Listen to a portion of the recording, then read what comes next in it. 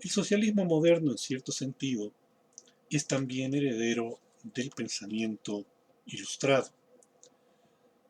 Por eso Flores Magón dice que el movimiento que está por estallar, la revolución que ya está a la vista, que ya retumba bajo los pies de la sociedad y que está en vísperas de hacer estallar por completo al Estado opresor, no debe guiarse por el instinto, sino por la razón.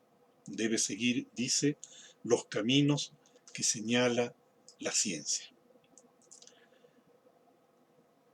¿Cuáles son esos caminos que señala la ciencia? En primer lugar, la comprensión de que las cosas no se transformarán realmente si es que no se transforma la estructura de opresión y de explotación, es decir, si no queda abolido ese derecho de apropiación sobre los bienes comunes. Mientras no se transforme el sistema capitalista en una cosa distinta, las miserias y las penurias tenderán a reproducirse.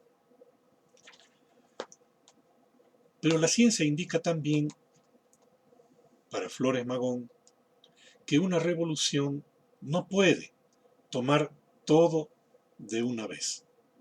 Hay que empezar por algo, hay que seguir los pasos que lleven al crecimiento de esa transformación. La transformación no es un acto de magia, la transformación no surge de la nada, proviene de la lucha, pero identifica también aquellos elementos estructurales que deben ser atacados primero. Para Flores Magón, eso es la tierra. Primero dice, tomar posesión de la tierra que por derecho natural es propiedad de todo ser humano. No es posible predecir, dirá Flores Magón, hasta dónde avanzará las reivindicaciones y aquello que logre hacer la Revolución Mexicana. Sin embargo, si no comienza por la transformación de la tierra, no avanzará y no llegará a ninguna parte más que a la reproducción de tiranías, más que a la reproducción de situaciones de desigualdad y de opresión. ¿Por qué la tierra? En primer lugar, ya sabemos, en aquella época, México, como toda América Latina, era un país fundamentalmente de campesinos. Por lo tanto, la tierra era el problema para la mayor parte de la población. Pero también porque la propiedad de la tierra ofrece la posibilidad de libertad económica para esos amplios sectores de la población empobrecida. Y sin libertad económica, dirá Flores Magón, no existe posibilidad de libertad ninguna. Y aquí encontramos ya una diferenciación clara con el pensamiento liberal anterior, que tendía a ver la libertad en cierto sentido despegada de sus condicionantes económicos y materiales.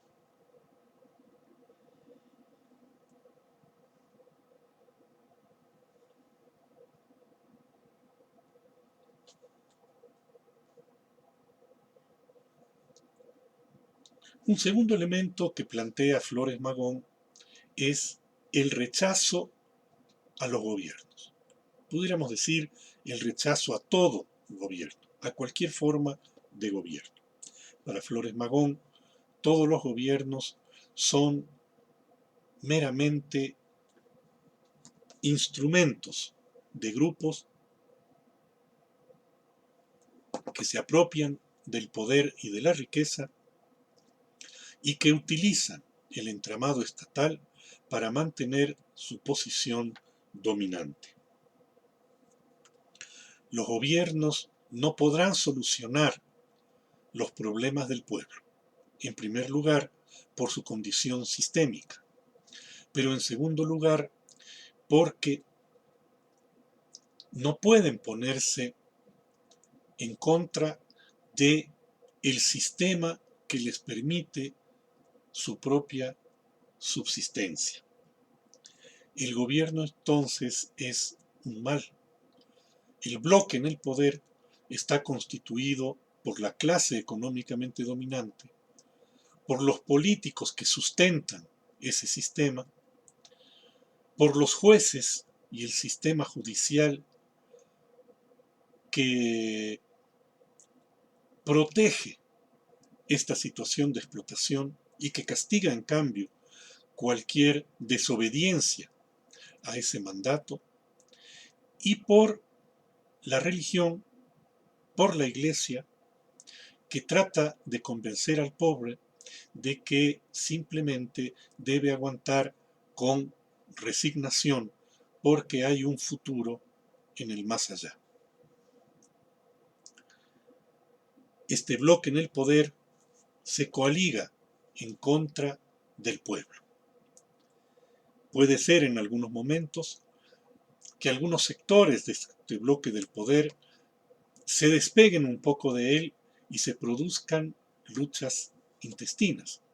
Esto pasa en el proceso mismo de la Revolución Mexicana, cuando un sector de la clase dominante pretende la salida de Porfirio Díaz, pero deteniendo el movimiento en la revolución política, es decir, en el cambio de un gobierno por otro.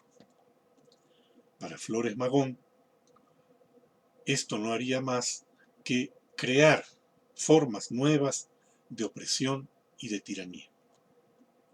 Por eso, el primer paso para dar es la lucha por la tierra.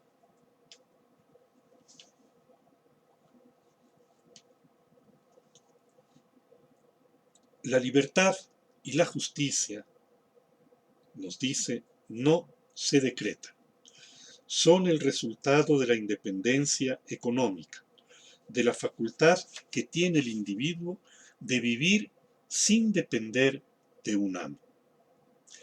Y aquí, por lo tanto, ante esa necesidad de poder vivir sin depender de un amo, es decir, con libertad, la lucha de los indígenas y de los campesinos se hermana con la lucha de los trabajadores urbanos. Debemos responder, dice Flores Magón, los hombres dignos con nuestra rebeldía.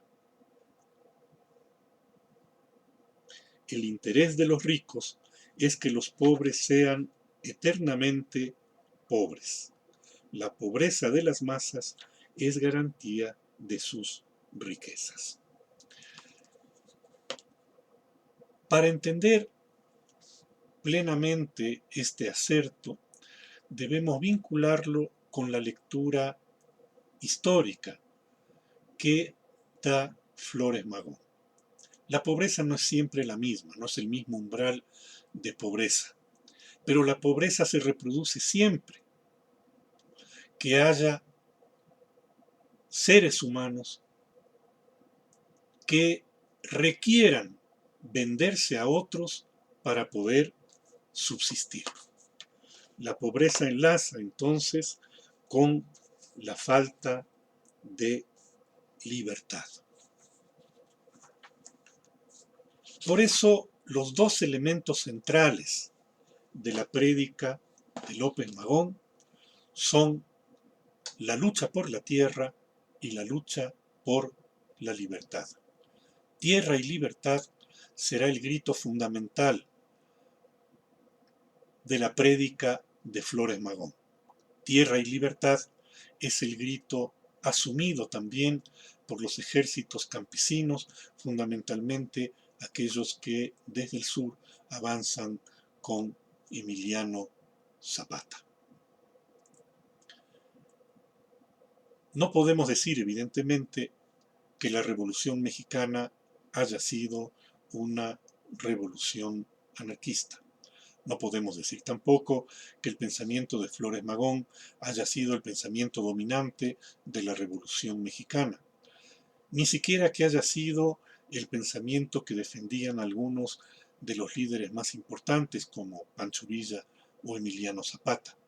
Sin embargo, la importancia del pensamiento de Flores Magón está en que logró entender, logró captar las contradicciones y los conflictos profundos de la sociedad mexicana en esos momentos. Logró entender cómo las contradicciones que venían desde la colonia atravesando la República se mezclaban con las contradicciones generadas por el sistema capitalista y producían la necesidad de una revuelta popular, de una revolución popular que coaligue a todos los sectores oprimidos por la sociedad. La dinámica de la explotación, con todas sus diversidades, está dominada por la lógica del capital. Por lo tanto, la lucha por la emancipación tiene que ser fundamentalmente y sobre todo una lucha que enfrente para derrocar a esa lógica del capital.